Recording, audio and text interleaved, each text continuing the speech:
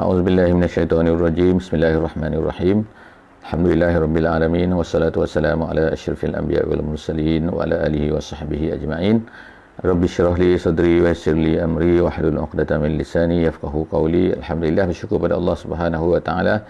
Pagi ni kita sekali lagi dapat insya-Allah dalam sesi cuba memahami, mengenali, mendalami sedikit, tak banyak insya-Allah, kita tengok sikit saja tentang apa yang disebutkan oleh Allah Subhanahu wa taala di dalam Al-Quran. Pagi ni insya-Allah kita akan bersama-sama dalam muka surat 386, juzuk yang ke-20, surah Al-Qasas ayat yang ke-6 insya-Allah. Kita akan bermula pada ayat yang ke-6 insya-Allah dan kemudian kita akan berterusan insya-Allah pada ayat sehingga ayat 13 daripada muka surat ini. Jadi secara ringkasnya, pada muka surat ini Allah Subhanahu wa taala menyambung lagi kisah cerita tentang Nabi Musa AS dan kisahnya bagaimana kehidupan beliau semasa kecil dan kemudian seterusnya sampailah kepada bagaimana Nabi Musa ni dia masih kecil lagi, dan kemudian Nabi Musa ini sampailah balik semula daripada dia dilahirkan sehinggalah sampai kepada dia kembali semula kepada ibunya, dikembalikan oleh Allah Subhanahu wa taala kepada ibunya. Jadi kita tengok bagaimana perancangan Allah Subhanahu wa taala dengan kita akan baca cerita ini. Cerita ini adalah datangnya daripada Allah Subhanahu wa taala.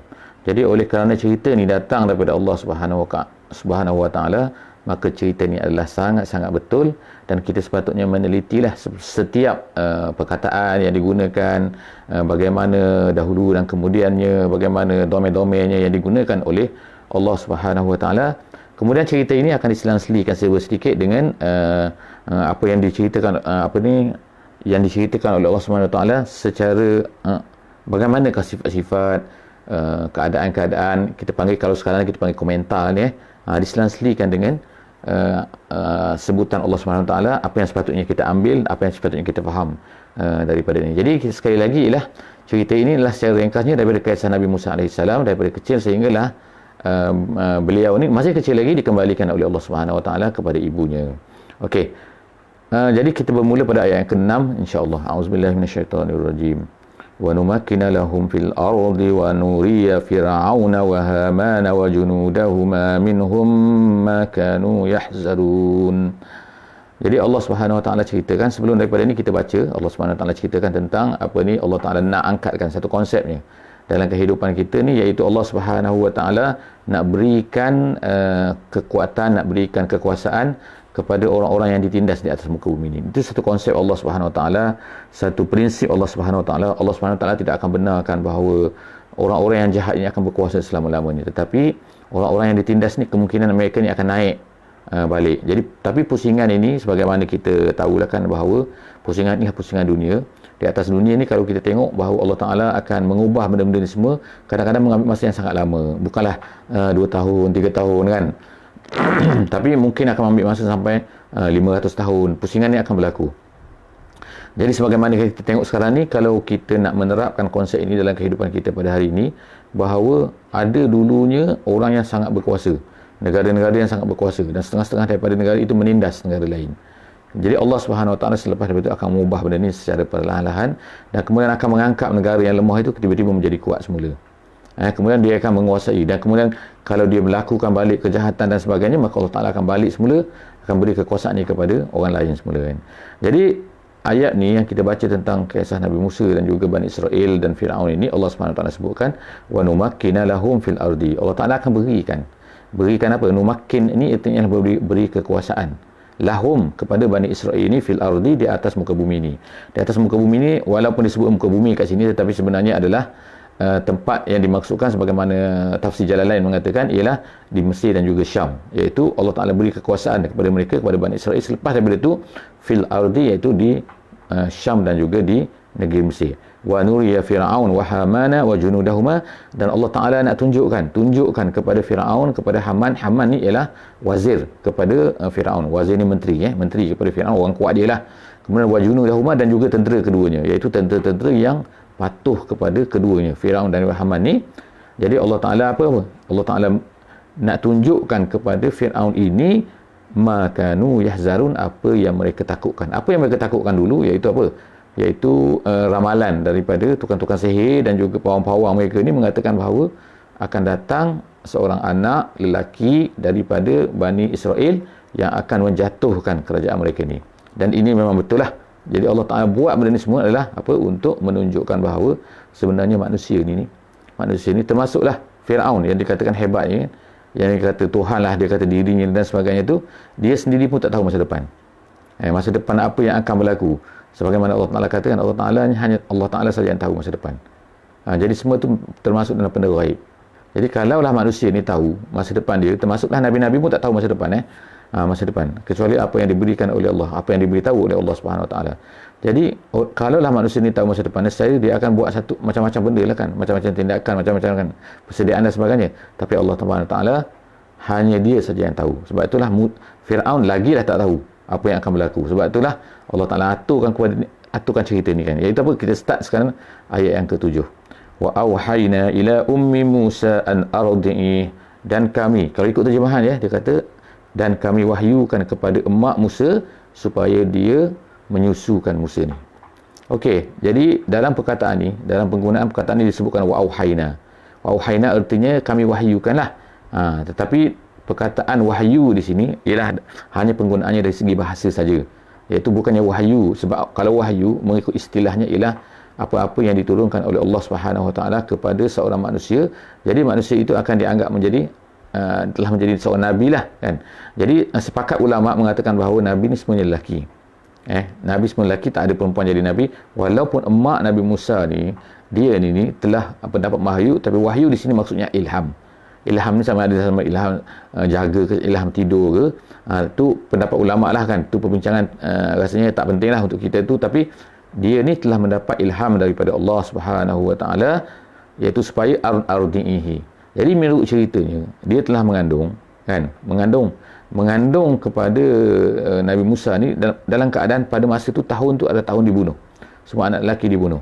Jadi apabila dia melahirkan anak, jadi yang pertamanya dia mengandung senyap-senyap dia orang tak tahu. Disembunyikan mengandung dia tu, kecuali mak Nabi Musa dan juga saudaranya. Saudara tu saudara Nabi Musa kan, iaitu saudara perempuan dia. Jadi dua orang tu saja yang tahu. Kemudian lepas tu dia pun dapat melahirkan Nabi Musa alaihissalam. Jadi bila dia melahirkan Nabi Musa, macam mana dia nak buat? Dia bukan terus buang Nabi Musa tu dalam perahu, bukan. Dalam kotak tu, bukan. Tapi dia menyusukan dulu. Sebab tu dia kata an ardi'ihi, supaya menyusukan dia. Jadi menyusu ni ulama tafsir kata ialah selama 3 bulan. Jadi tapi selepas daripada tu, fa iza khifti alaihi fa alqihi fil yammi.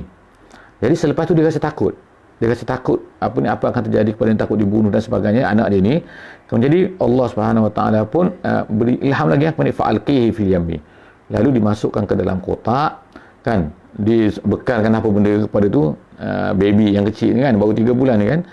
Kemudian diletakkan di dalam al-yammi. Al-yammi itu ialah laut lah kalau ikutnya. Tapi bukan laut kat sini kan. Laut situ artinya adalah Sungai Nil. Kerana Sungai Nil ni dipanggil sebagai yammi kerana dia ni besar. Kalau siapa-siapa yang pergi ke negeri Mesir tu kan, dia akan tengoklah bahawa Sungai Nil ni sungai yang besar. Dan salah satu daripada sungai terpanjang di dunia lah. Jadi di negeri Mesir tu, dia di utara tu maknanya sebelum daripada dia berpecah menjadi delta sebagainya tu, itu adalah sungai tu sangat besar, sangat panjang, sangat luas. Kita akan tengok sawit mata memanjang lah kan. Jadi sebab itulah bagi orang Mesir dipanggil Sungai Nil itu sebagai laut. Jadi dicampurkan dalam laut tu, dalam Sungai Nil tu, wala takhafi wala tahzani. Allah Subhanahu Wa Taala apa ni kan, seolah-olahnya seolah memberi wahyu kan, memberi ilham tadi ni kan. Dia kata jangan kamu takut, jangan rasa bimbang, jangan rasa takut, jangan rasa sedih. Jadi ada dua benda lah kat sini kan yang Allah Subhanahu Wa Taala sebutkan kepada tentang umat Nabi Musa ni, iaitu apa? La takhafi, jangan takut, wala tahzani, jangan sedih. Jadi dua perkara ni ialah ulama kata apa beza dia? Bezanya ialah satunya depan, satunya belakang kan. Sebagaimana kan yang kita tahu kan, history ni ialah benda yang dalam belakang. Jadi benda yang belakang biasa orang sedih tak lulus periksa, orang sedih dia ni tak tercapai ni, dia sedih tak dulu kenapa dia tak buat macam ni, dia sedih, itu namanya la tahzani ya. La tahzanah dalam buku tu, ayat Qarni tu kan, ada satu buku tu, jangan sedih. Tapi satu lagi yang dia punya kita kata twin dia, kembar kepada la tahzani tu, wala takhafi. Takhafi tu ialah untuk yang depan. Kadang-kadang kita takut kan, kita takut ni, takut ni. Jangan takut. Apa yang berlaku ni sebab apa? Allah Subhanahu wa taala ni masih lagi ilham cerita ni, inna radduhu ilaiki wa ja'iluhu minal mursalin. Dua benda kan Allah Taala sebut kat sini kan. Janji dia melalui ilham kepada umat Nabi Musa ni, iaitu kami akan kembalikan dia kepada engkau. Ilaiki, ilaiki, ki tu engkau kalau ka tu kamu, ilaika. Seperti kita bagi salam kan, assalamu alayka, assalamu alayki, ki tu kamu perempuan. Jadi Allah Taala kata kami akan kembalikan kepada kamu, waja'iluhu minal mursalin, bahkan lebih daripada itu lagi, kami akan jadikan dia ni sebagai apa? Mursalin, sebagai salah seorang daripada nabi-nabi, masya-Allah. Kemudian faltaqatahu alu fir'aun, ceritanya dia pun hanyutkan benda tu, lalu diambil oleh tentera Firaun. Dalam cerita kita dengar macam-macam kan, tengah mandilah kan bersama, kemudian dia tengok ada. Tapi kalau dalam ulama tafsir kata, bila apa ni, kotak ni hanyut, bila hanyut tu kemudian dijumpai oleh tentera Firaun. Tentera Firaun yang jumpa maknanya kan, alu Firaun. Dia kata sini keluarga Firaun. Tapi cerita ni macam-macam lah. Jadi cerita ni betul tak betul semua tu kan kita bacalah kan, sebab kita tak boleh wala tusaddiquhu wala tukazzibuhu. Nabi kata jangan kata betul, jangan kata tak betul, dah kita dengar saja kan tapi jangan jadikan sebagai hujah lah Jadi diambil oleh faltaqatahu alu Firaun. Siapakah alu Firaun tadi? Ada dua pendapat kan. Ada yang kata bahawa iaitu keluarga Firaun sendirilah kan, tapi yang ada kata tentera Firaun. Diambil oleh tentera Firaun, dipungut oleh tentera Firaun, liyakuna lahum aduwan wa hazana. Jadi Allah Subhanahu wa taala li kat sini ada dua pendapat Yang pertama sekali kalau dalam bahasa Arab ada yang kata li itu adalah untuk menyatakan sebab. Disebabkan untuk menjadikan bagi mereka itu sebagai musuh dan juga kesedihan. Aduwan wa hazana. Apa dia musuh dan kesedihan kat sini? Jadi satu saya sebut tadi kan, lam tadi adalah lam li ta'lil, dia kata lam untuk menjadi sebab. Satu lagi bukan lam li ta'lil, tapi lam tu adalah, dia kata adalah lam li untuk menunjukkan, untuk dijadikan oleh Allah Subhanahu wa taala. Maknanya dia panggil daripada lam untuk menjadi menukarkan benda tu, diplankan, diaturkan oleh Allah Subhanahu wa taala untuk menjadi, bukan untuk tu kerana tapi untuk menjadi musuh kepada mereka. Jadi Allah Taala aturkan, mereka ambil. Kenapa tak biarkan kotak tu je kan? Tapi mereka ambil benda tu kemudian beri kepada Firaun. Semua tu adalah Allah Ta'ala aturkan supaya akan menjadi musuh kepada dia. Musuh tu bukan maknanya jahat tapi maksudnya musuh tu akan menjadi, itulah orang yang akan menghancurkan kerajaan Firaun. Wa hazanan, dan kesedihan kepada mereka. Inna fir'auna wa hamana wa junudahuma kanu khati'in. Khati'in ini maksudnya ialah Allah Ta'ala kata Firaun, Haman dan tentera-tentera yang mengikut dia, mereka semua ni adalah khati'in. Khati'in artinya adalah berdosa katanya. Asin dalam tafsir Jalalain sebutkan. Asin artinya ialah orang yang berdosa, iaitu orang yang engkar kepada perintah Allah Subhanahu wa taala. Jadi cerita seterusnya ialah iaitu isteri Firaun. Isteri Firaun disebutkan dalam kitab-kitab, nama dia Asia, bukan Asyah Kalau orang Melayu panggil Asyah kan, tapi dalam kitab-kitab tafsir dia kata Asia tu Asia lah kan kita kan. Alif tu panjang, sin ya alif. Itu Asia. Kalau kita Asia ni, Asia benua Asia kan. Okey. Jadi berkatalah, jadi bila isteri Firaun ni dia melihat kepada bila dia ambil, dibawa, katakan dia nak bunuh budak ni kan, baby dalam ni. Tapi tiba-tiba isteri Firaun dia melihat kepada Musa yang duduk dalam kotak tu kan. Dia kata qurratu ainil li walak. Dia kata benda ni macam comel lah, macam tu lah kan macam dia ni jadi tak sampai hati. Kita tengok tertarik kepada budak ni. Isteri Firaun tu kata, kemudian la taqtuluh, dia kata asa an yanfa'ana aw nattakhizahu walada. Kata jangan bunuh lagi, jangan bunuh. Jadi dia kata jangan bunuh. Kemudian dia kata kita ambil dia, mungkin dia ni beri guna pada kita lah kan, tak tahulah kan untuk guna jadi apa kan selepas itu. Aw nattakhizahu walada, ataupun kita boleh ambil jadi anak angkat kita, kata kan. Wahum la yash'urun, mereka tak sedar ni apa, iaitu tak sedar bahawa inilah yang akan menjadi sebagaimana kita sebut tadi kan, menjadi aduwan wa hazanan kepada Firaun. Wa asbaha fuadu ummi Musa farigha. Jadi sekarang ni plot cerita ni kan, Allah Taala ceritakan balik semula daripada istana tadi ni pergi kepada rumah mak Nabi Musa tadi. Jadi hati mak Nabi Musa ni sedih kan, takut lah kan, kosong lah, kata dah kehilangan anak dia, apa jadi pada anak aku. Tiba-tiba dia kata ingkadat la tubdi bihi, sehinggalah dia kata, ulama tafsir kata sini ialah sehinggalah hampir-hampir dia akan rasa macam dia nak cerita ke orang, itulah anak aku, kata. Ni bila tersebar lah cerita ni, dah tahu dah bahawa kotak tu dah sampai kepada istana, tiba-tiba sampai ke istana kan, sampai ke situ pula kan, dia nak selamatkan tapi tengok sampai ke situ. Jadi dia pun hampir-hampir nak kata itu anak aku. Kalau dia kata itu anak aku, makna orang tahu lah itu anak Bani Israel kan dah. Dan Fir'aun pun boleh tengok dah sebenarnya kan, Bani Israel, Nabi Musa tu kalau ikutnya ialah dia berbeza lah kan, muka dia lain sikit kan daripada ni kan. Okey, jadi dia nak sehingga dia kata kadat la tubdi bihi, sehingga dia nak ceritakan, dia nak zahirkan. Nak zahirkan apa? Bahawa itu adalah anak dia. Laula arrabatna ala qalbiha, kalaulah tidak. Tapi dia tak jadi cerita sebab apa? Allah Ta'ala rabatna, kuatkan hati dia, ikatkan hati dia, litakuna minal mu'minin, supaya dia yakin, supaya mak Nabi Musa tu yakin, menjadi salah seorang daripada yang yakin bahawa janji Allah Subhanahu wa Ta'ala yang disebutkan tadi itu adalah betul. Okey, seterusnya apa ni? Waqalat li ukhtihi qusih. Jadi berkatalah mak Nabi Musa tadi tu kepada saudara Nabi Musa tu, saudara perempuan Nabi Musa. Dia kata qusih itu ialah apa? Ikuti jejaknya. Ikuti jejaknya pun kan, pergi tengok cerita dia. Bukan ada dalam setengah-setengah cerita ialah dia kata pergi ikut kotak tu kan, ikut kotak tu ke tepi sungai tu kan dan sebagainya. Tapi kalau ikut dalam tafsir dia kata bukan macam tu. Dia kata mengikuti berita perkembangan dia. Perkembangan apa? Perkembangan Musa di istana tu. Jadi itu qusih. Fabasurat bihi an junubin. Jadi dia melihat daripada jauh.